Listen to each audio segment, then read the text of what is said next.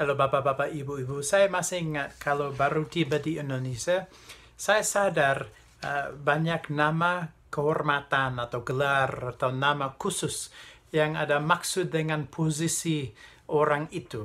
Lalu kalau dipanggil bapak atau ibu, sudah jelas mungkin lebih tua, mungkin sudah menikah dibandingkan mas, mbak, mungkin masih muda, belum menikah. Apalagi kalau tambah sesuatu di belakang bapak, seperti bapak bupati, bapak presiden, atau seperti itu. Lalu nama yang akan kita lihat, yaitu nama Allah pada hari ini, digunakan oleh Yesus sendiri, oleh Isa Al-Masih.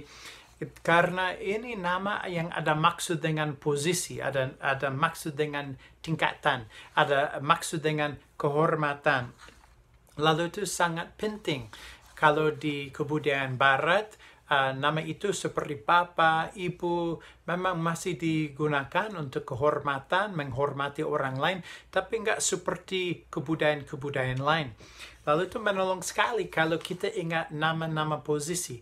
Dan bagaimana cuma ada satu bapak bupati di satu daerah, cuma ada satu bapak kepala desa, cuma ada satu ibu guru kelas itu.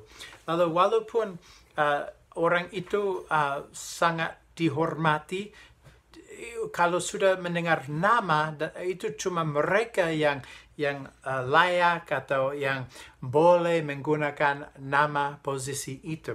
Itu sangat menolong kita pada hari ini kalau kita mendengar nama ini yang digunakan di Perjanjian Lama dan juga digunakan oleh Yesus di Perjanjian Baru.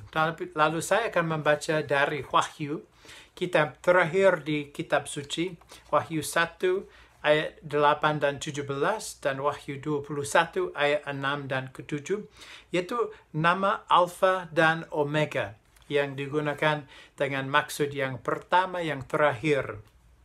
Ini yang dari Wahyu 1 ayat ke-8 yang berbunyi, Aku adalah Alfa dan Omega, firman Tuhan Allah, yang ada dan yang sudah ada, yang akan datang, yang Maha Kuasa. Yang ayat 17 berbunyi, Ketika aku melihat, tersungkurlah aku di depan kakinya, sama seperti orang yang mati. Tetapi ia meletakkan tangan kanannya di atasku, lalu berkata, Jangan takut. Aku adalah yang awal dan yang akhir.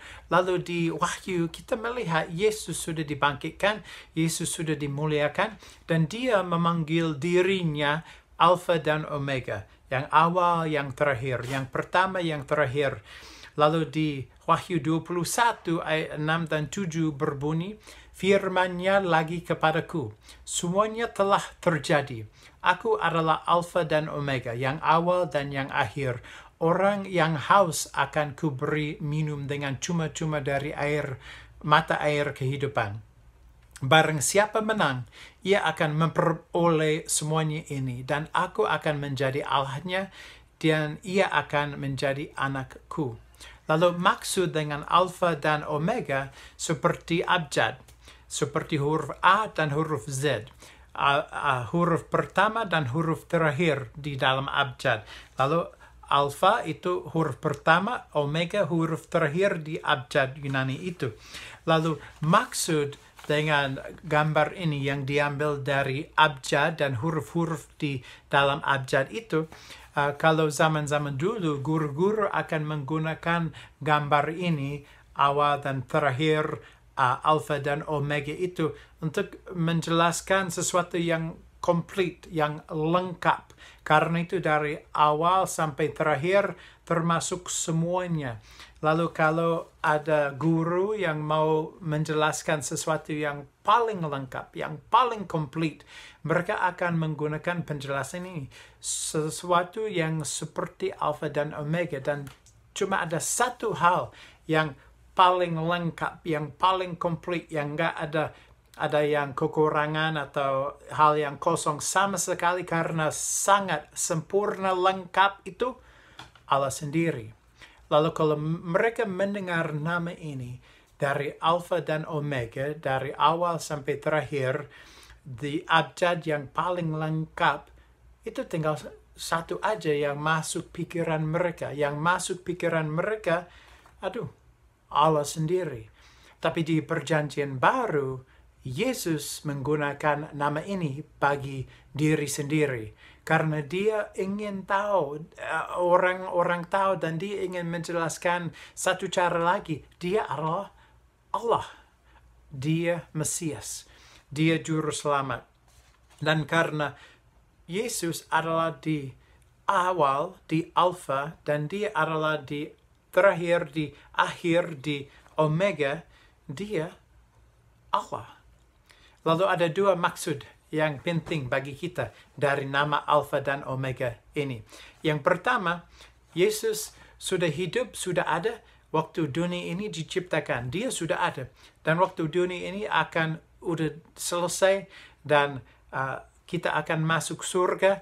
Yesus akan ada. Dia ada sebelum semuanya diciptakan. Dia akan ada setelah semuanya selesai. Dia ada di Alfa dan dia ada di Omega. Dia ada di awal dan dia ada di terakhir.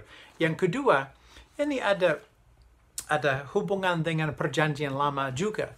Lalu dia menggunakan gambar dari Perjanjian Lama supaya orang yang mendengar nama itu, mereka ingat kitab Yesaya di Perjanjian Lama dan ada perasaan, aduh, orang ini Allah juga. Karena di Perjanjian Lama salah satu gambar untuk Allah yang Maha Kuasa adalah Alfa dan Omega, yang awal dan yang terakhir. Lalu saya mau membaca dari Yesaya 41 dan 44.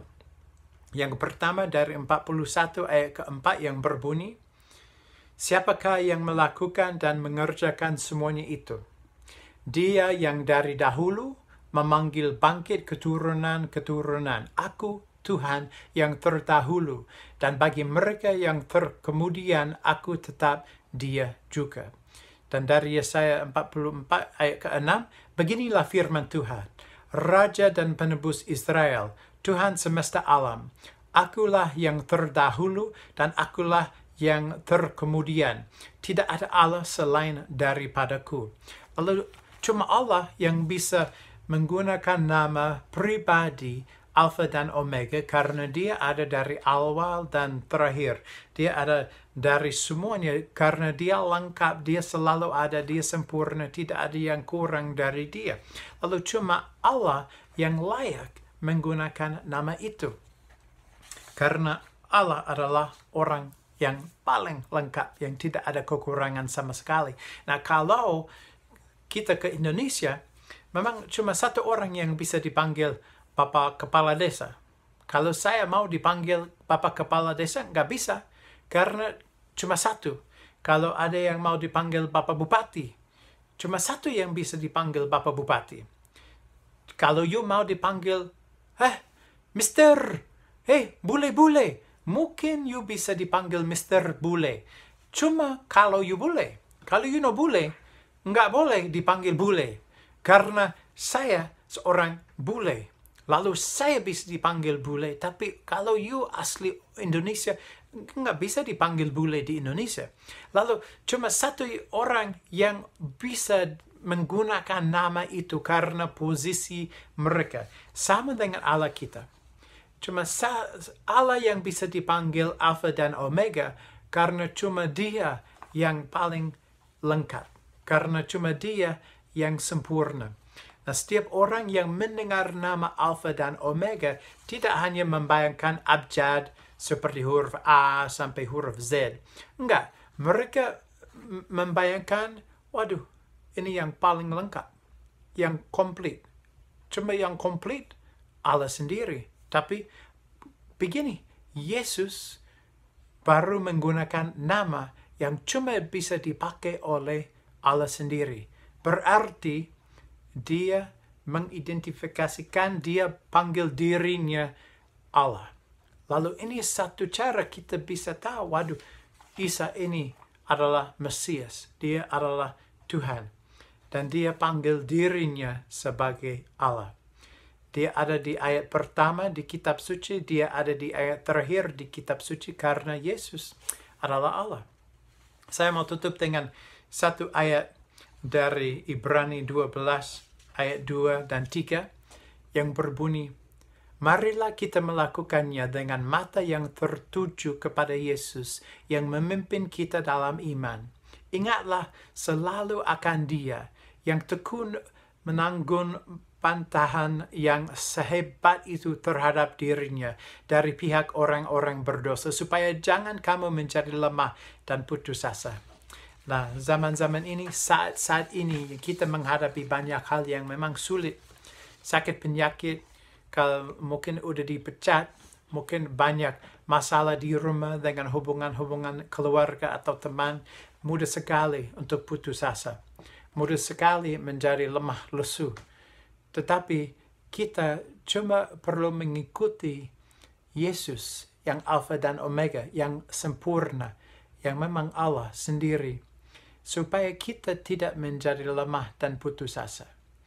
Lalu rahasianya, caranya supaya kita tetap maju dengan harapan, mendekati Yesus, memanggil nama Dia, hidup bagi Dia, dan mengikuti pola kehidupan yang Dia tunjukkan waktu Dia tinggal di dunia ini.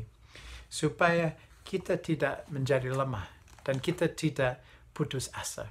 Karena Dia selalu ada Allah. Dia selalu ada Juru Selamat. Dia selalu ada Alfa dan Omega, karena Dia sempurna.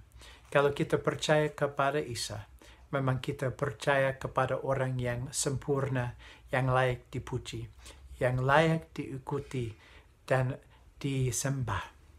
Mari kita mengikuti Yesus dengan segenap hati, jiwa, dan semuanya yang kita ada di dalam kehidupan ini. Tuhan memberkati. Amin.